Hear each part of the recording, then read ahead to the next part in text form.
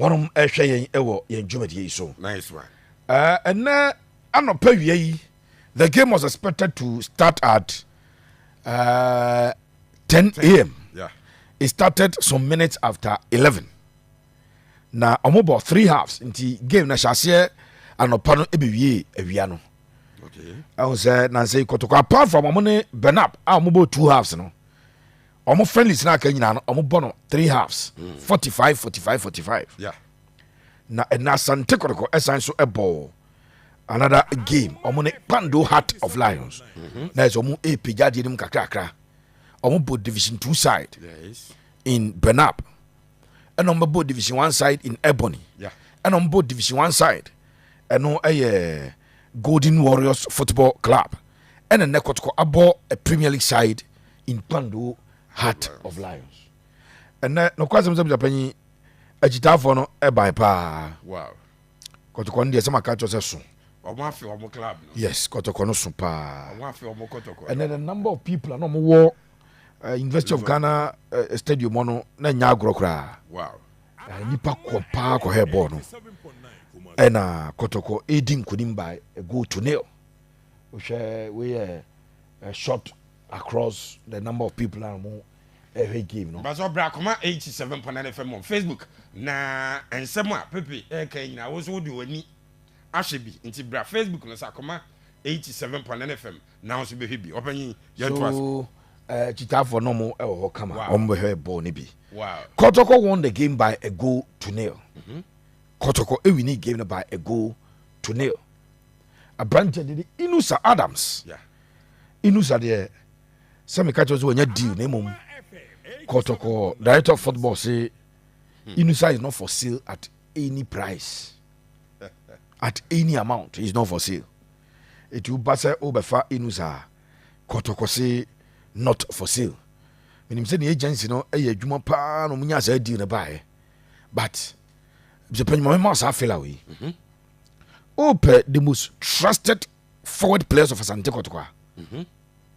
Players omo coach no gidi omo director of football gidi omo number 1 Inusa Adams. Wow.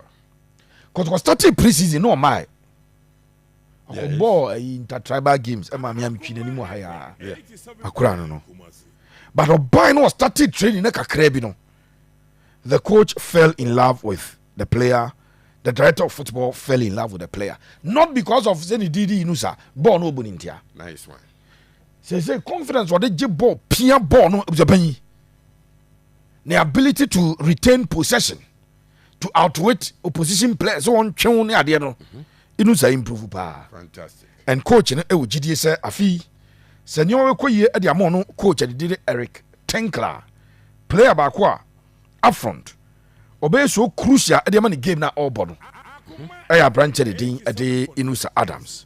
He scored the only goal of the game. Yeah. He scored the only goal of the game. A shot from afar.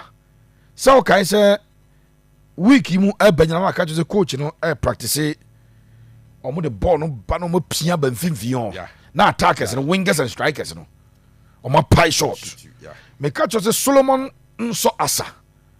The Cameroonian na opai short no pa nyagro sa position ni bi na abranche de den ade Inusa enya ball no na ohwe goalkeeper no position no say keeper na committee and so or lifted ball no from long range and on the twatrem edema Asante Kotoko edin kodim eka bakwa Pando Heart of Lions and to be anti yes the third session of the game was played. On board 3 halves, no. It be 45 minutes. Nice one. 45 minutes. Name Kotoko go back home share no. Enya dia omo obi timi ete. I'm Japan dey a free game nim e bae ye ni ho enkomo. The original film. Kotoko first 2 games in the preseason they conceded goals. The last 2 games I Kotoko abo in the preseason omo conceded goal. Wow. At least coach na identify something that was wrong with the defense line. And coach na aye ho adwuma. Eti the first game or conceded 2, Benab she 2. The second game Ebony she 2. 2 games I got about twice. Ebusua onum unconceded goal back okra. Wow. In the last 2 games. So it is an indication say coach ayɛ adwuma ɛwɔ the defense no defensive organization and everything improve and coach ni yi obi kura film the foforɔ ba still Kotoko concede and that is good news at the Asante Kotoko. First thing, Kotoko are not conceding. Very, very important. Yes, sir. And that game na course na kwadana ni din at the Bismarck Ofori youth team player no in the first half. And the Nippon Muwo Legon Stadium on Zambo. Wow. Na akra no ono so coach no first time o show youth team players na no oni Abu Adams any Lawson Pana omo catch in the eye. Okay. Throughout the preseason games or the akra na bono bebre enhyɛ da enko yie ɛma akra but coach na bamu mu akra no kra and ene akra no enya ne a game no first half was difficult for Kotoko, difficult first half. Wow. Lions outplayed Kotoko. Ooh. They dominated Kotoko. Supporters na ba bi they were not too happy with Kotoko style of play no baby a igre no na abrante bi try so be explain ya chom so but preseason Kotoko lose players na kwanse Pando out of Lions first 11 of the ball last season ba ku kura nyinam but they are playing to a certain pattern and then here akoda ya ne din at the Bismarck for that pages of the in the first half. Wow. In the first half. Wow. He played and played so well. Nice one. Now first half na coach ne person kyerɛ mrante na de bi abusapan and I say and no me catch us mo koye bibi and ne coach ne person ohu e wo game nim. Yes. I cut back no 87.9 it's the wingers ni mienu Bismarck for na one side na so the Eric Beta and I say or the Yunus at the other side coach ne expect say o me rane no ma cut in and so me cross the last game na Kotoko share Golden Warriors football club by 2 goals to 0.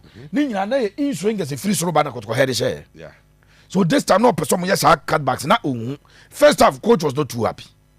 But I can tell you sir Enyoma SSR ewo second department of the game. Eti akwada ya ne din ade Bismarck Ofori no Ebusapanyi ene key performance on the part of Kotoko. Eni omo de mo so coach nani a akura no eka obi. Now Mame Walid Fuseni Nema. Abusia? Yes, sir. Walid last week Kotoko any Golden Warriors Uprai. Now Kaya, I was so concerned because Uprai Nankasano he had to be carried from the pitch to the bench. Yeah. After the game, he had to be carried on the back of Kotoko support and did X2. And it didn't send a cheer and son of branch no. Omo adine eba abepiem ewo bus nim throughout last week training sessions na apprentice did Walid Fuseni na onya part ekusi Sunday I sporting no ewo Labadi Beach o am catch so ko beach work with together with Richard Bodu Agadas no and Walid Fuseni in the second half coach did be number 10. Wow. Nedru baby na Eric Tinkler e bonne nsem say shra Walid e improve pa. Nice one. Ball no onimbo ono ankasa Walid no da bia me catch say adwuma oba akotoko so oba na onye mu kota ne ball no ball nsu atre ema eni nyina ba no so omo sa ball no he has a responsibility to prove that adwuma no betima ye na on kire coach ni de ntia da bia se coach ni eyisu no. And now Walid ebe change game no second half of the chance and first 15-20 minutes of the second half it was all about Kotoko and Walid passes chances creation bibiana abranche na eye wodwuma and also another thing of the very important say ye nyina be noti Walid Fuseni Nema abusana bi am traka chose Kotoko elusu the center back options no mo bo pan de abusapanyi ba kokora ni ho. You see aka Hamzata and Hamzata was not a starter. Yeah. Sambako Ablonio Ansunio. Kofi Marius Ange Bini. The Ivorian one Isa Yakubu. and now my catcher got supporters will be a Mfanakuma in Yanam. Wow. Born now on a boy or University of Ghana on Nadia against a Premier League team. Tis a net almost I can hear and net Kotoko first time my catch is an very poor and the coach was not happy. But central defense no say Sango for me no. Now the Hamzata Tramachi and Miamakura well who knows so Joseph Amoa. Joseph Amoa de Preseason you more born play piano abo chain or butching will be a but a game no as an any game and said that who knows so. But Kofi Marius and Billy on Isa Yakubu as a go for supporters no Samba kwa Kofi Bini aba Abolo kwa Isa Yakubu aba on ebetimi abeshim aye adwuma na ade amom and it is something that you who ye ewo game no mo boy Kabiru ma me video na e ko sisi ana me nkire abujapanyin na ahwefo na de abujapanyin yes sir ahana coach na akoto ho no okay na oberenge substitutions na de no mo practice ye na onhu o park na so he wanted them to go and do it or the tactical board and no there be see the players there ba be cobro and coach Eric Tinkler job was a man kobodi onim body am miss first kobodo he had to put this our touchline ho and what chamran chen chomo mbe komina na mse pedo mujira ho so this is what I want us to do. This is the type of football me pesa kobo entimo kwa munye also de say ko no kire we de we nkoye no kire de we nkoye we coach did Eric Tinkler and in fact you bet me akase in the second half ebro ye substitutions at the corner no open omoye man born is sign ma ne sakai avena dominance na Lions enya first half kotoko ebe Keteli's dominance no enti we coach Eric Tinkler touchline ebra na obe substitutions na oga chairman je muntie me na me mu kom fantastic born na mu kom nko body em pese mo born nice one enti ene nioma yehu ye ewo game no na busapanyi ye de no still Kotoko we need to work on players na finishing no finishing. Yes, we are still in preseason. Coach is trying to put finishing touches to Nioma, but as a finishing improve power. And that is something as a coach in the pa anytime omuko ye omu ye training bi omusepanyi omu ye hodwuma nyame ya doma Kotoko bebo Saturday omune Kufuridu sympathy ebebo probably their last game ewa Accra because date be 22nd Sunday 18th the Saturday 22nd omubo wia Kotoko ebeba no be prepare for the Democracy Cup game against Atifo. I mean Kasim and Sanam Ref Makasa Kotoko management the last be 4 mabanyina omonye enya kama say ye be season na Kotoko emmo a game at home emfa announce omo new players bibia amfa nkyere omo supporters na a basic thing esa Kotoko chance yes ade ni bi Democracy Cup game yes Kotoko ball baba but it is not a Kotoko game. Yeah. So monsieur mo pomumfa day no nya the Kotoko day say was Simba day your younger day. Yeah.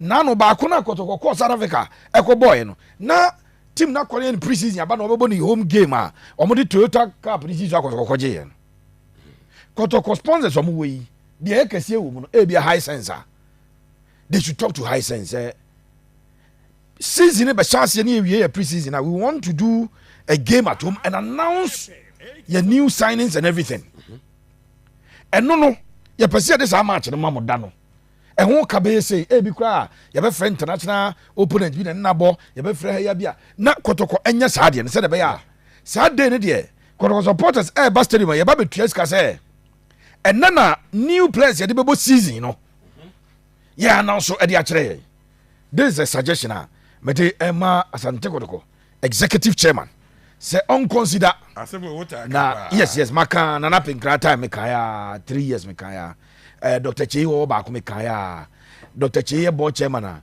na amposa ye chief mekaya ya de basic and omunyina nim say Yanga for bebo season na Yanga ye. Simba bebo season oye. Orlando obi a team bi aye bi. Me mpese me kwa brochire. Me yusu Africa ya.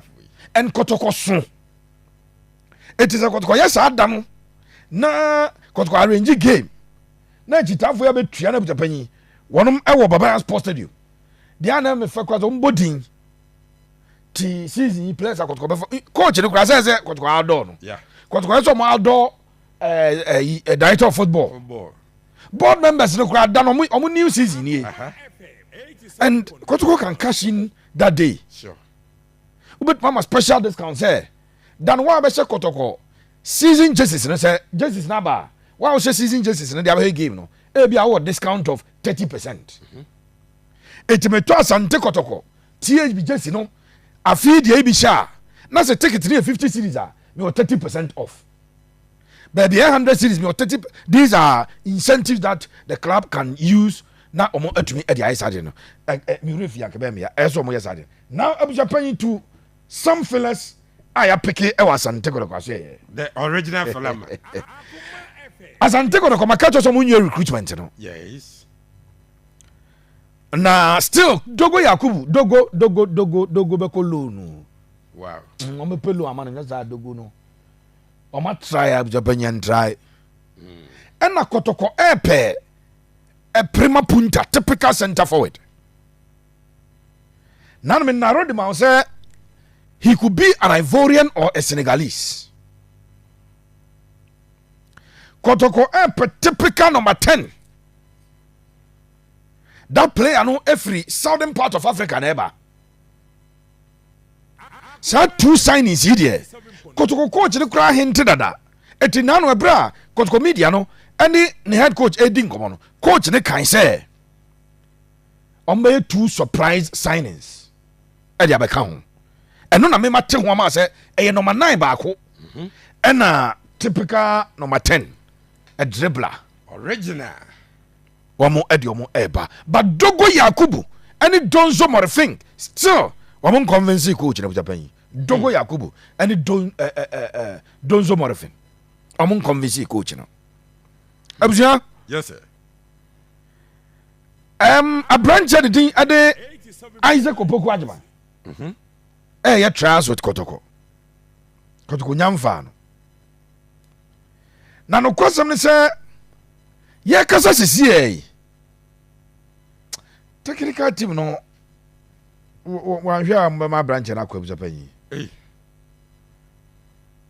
ahwa mama branch na ko ni nyina ne se ne modern ni position on beso modern bo no ontimi anchira omo se so omo jai za position ma na Isaac Opoku Ajima Kotoko so omo use as a second striker number 10 and now Walid ebo number 10 no okay Walid ni otimbo 8 and 10 Kaise Jawtimi bo 8 and 10 Jawtimi kwa di 6 8 10 yeah akaza odimbe dagu ni height na M1 onimbo no boy so a serious boy mpenase mo as a krata afun bia ngofo bi kofa bae na me fire kakraba no kwanya boy na mfire no enti Isaac Opoku Ajima dia mate na wiei no e dia me pick ya na 4 obuzapanyi 4 the original fella man 4 right after the game no meeting na course so say makacho say meeting mpa muntu fom ko hye won ko ye mbaba ne ye ka asem na mo ka no fom no Isaac Opoku Ajima ye number 1 a branch the thing ade Dogo Yakubu ya number 2 Dogo number 3 eye mpezi majedi so ade aje mka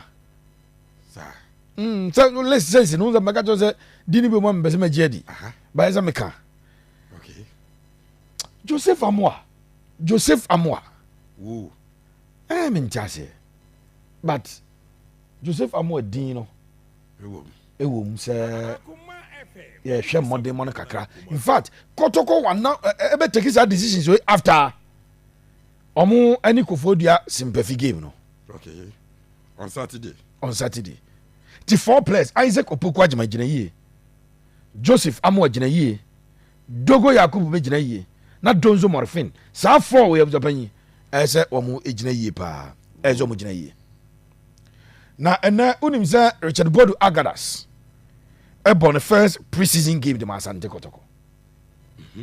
Richard Bodu Agadas born the first preseason game edema Asante Kotoko bobo no. If we say Agadas ye call camp, see the Agadas be training kakra, abranche ni nyana so be training no ne ade na ehun nsem nyina kosi ye no. No kwasam ne say ene obam in the second department no. Okay. Obe take over from Lord Hilary Adabo. Agadas be take over. We brana oba oko pitch no so no. Oh, okay. Wow. Kabiru ko chi kakra na. That's Agadas for you. Yes, abra oba pitch no so. Ti Agadas ni. Fantastic. Le China mi uza download be sa e yon quick and loss and quick. Fantastic. Loss ni download. Agadas any deal money nti. Richard Bodu Agadas. Ene obo the first preseason game at the Asante Kotoko bobo no. Na entia yetie ene say in fact we impressive coach no. Wow. Na Agadas de na doubt about say or fit. So but BBA prove say Agadas fit. Nice one. And he will therefore be part of Kotoko team going for it. My mouth fella say Kotoko ni Agadas say no ko medicals me catch yeah. It medicals results no HLS Agadas in pride yeah. Na kotodwe ni mu odin a ebujapanyi eno ano no na onom akomonim enya sebketo yem fa feles ne fansi na yen komra oba ye de aka nyina no e de ebema yen ahwefo no eti ma nya we no kwamba nu ako enso onene obo ne voice wa oni se juni din ko na abo bi wa yeah eno se Kotoko see you na sa time na mpanyim for person obey ne de onya bre enye yeah nemum so appoint no in any capacity obetima consult the amakra consultancy bia abuja enfanto ya say official Asante Kotoko company for board no appoint Dr. Kwame Banuako or a consultant wow to the club. You see oye na djuma no permanent ewo Ghana gas so ba Kotoko for company for afan say eyire so akire so na ezo mbebusa na sama omo ebeba Dr. Kwame Banuako so ye wow no na ba bidim komo ne na obi in fact enya nne nko on the director of football yeah uza manzo ba na okọ bo ase on ne ko ya eti Dr. Kwame Banuako enso empanyifo amanasa appointment we Phyllis ena mje panyi dia todwa e de amane